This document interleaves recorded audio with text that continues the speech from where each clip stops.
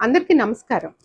అగ్రరాజ్యం అమెరికా ఈ మధ్య వెనుజులా దేశాధ్యక్షుడు మదురోని ముందస్తు చర్యలు లేకుండానే, ముందస్తు ఆంక్షలు ఏమి చెప్పకుండానే అర్ధరాత్రి వాళ్ళ నివాసంలోకి ప్రవేశించి భార్యాభర్త ఇద్దరిని కళ్ళు కట్టేసి, కాళ్ళు చేతులు కట్టేసి ఒక దొంగలాగా యుద్ధ నౌకలో న్యూయార్క్ తీసుకెళ్లి విచారణ చేయటం, వెనుజులా దేశంలో ఎమర్జెన్సీ ప్రకటించడం, వెనుజులా దేశాన్ని మేమే పాలిస్తాం అంటాం. అగ్ర రాజ్యాహంకారం లాగా కనిపిస్తుంది. ఏమన్నా అంటే నిషేధిత మార్గ ద్రవ్యాలు మా అమెరికాలో అమ్ముతున్నారు, మా దేశం యువత అంతా ఈ మార్గ ద్రవ్యాల మత్తులో పడిపోయి నిర్వీర్యం అయిపోతున్నారు అనే చెప్తున్నారు. కానీ మదురో మాత్రం వెనుజులా దేశాధ్యక్షుడు మా దేశంలో ఉన్న అసంఖ్యాక ఖనిజ నిక్షేపాల కోసం, అలాగే మా దేశంలో ఉన్న ముడి చమురు కోసం ఈ ఆధిపత్య పోరు జరుగుతుందని ఆయన చెప్తున్నారు.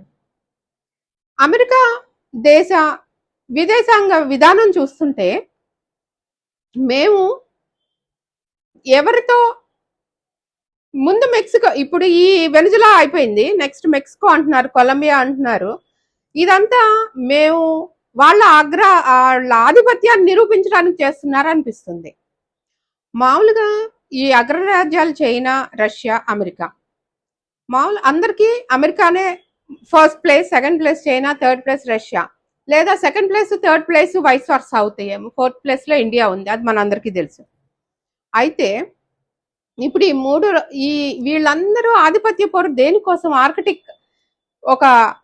ఆర్కిటిక్ దగ్గర ఉన్న మంచంతా కరిగిపోయి భూభాగం బయటపడి, ఆ భూభాగంలో అసంఖ్యాకంగా ఉన్న ఈ ఖనిజ సంపద, చాలా ఎక్కువగా ఉన్న ముడి చమురు నిల్వలు, దీన్ని ఆక్రమించుకోవటానికి ఎవరైతే ఆధిపత్యంగా ఉంటారో వాళ్ళు ఆ ఆర్కిటిక్ దగ్గరికి వెళ్ళి ఆ వచ్చిన భూభాగాన్ని మొత్తం ఆక్యుపై చేసుకోవచ్చు, వాళ్ళ ఆధిపత్యాన్ని నిరూపించుకోవచ్చు, వాళ్ళ నాయకత్వాన్ని నిరూపించుకోవచ్చు అనే ధోరణిలో ఇప్పుడు ఈ వెనుజులా దేశాధ్యక్షుడిని అరెస్ట్ చేయటం అనేది మూడో ప్రపంచ యుద్ధానికి నాంద్య అని అనిపిస్తుంది.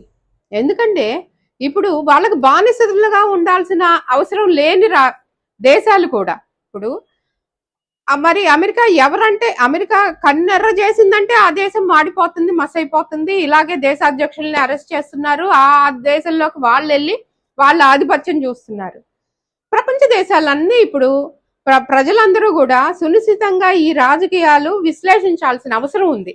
ఎవరు ఏ దేశాధ్యక్షులు ఎలా చేస్తున్నారు, మనం ఏంటి, మన కెపాసిటీ ఏంటి, మనం ఎలా ఉండాలి. ఒకళ్ళకి మనం ఎప్పుడు బానిసలు కాదు, ఎవరి స్వాతంత్రం వాళ్ళకు ఉంటుంది. అయితే ఇప్పుడు విదేశాంగ వ్యవహారాల మీద ప్రజల దృష్టి కేంద్రీకరించాల్సిన ఆవశ్యకత ఉంది. మిత్రులారా, మీరందరూ కూడా మీ భావాల్ని పంచుకోండి. అమెరికా అధ్యక్షుడు చేసిన విధానం కరెక్టా కాదా అనేది ప్లీజ్ నా ఈ వీడియోలో మీరు కామెంట్ చేయండి. Please like, share and subscribe my channel. మిత్రులారా, అందరికీ నమస్కారం, ధన్యవాదాలు.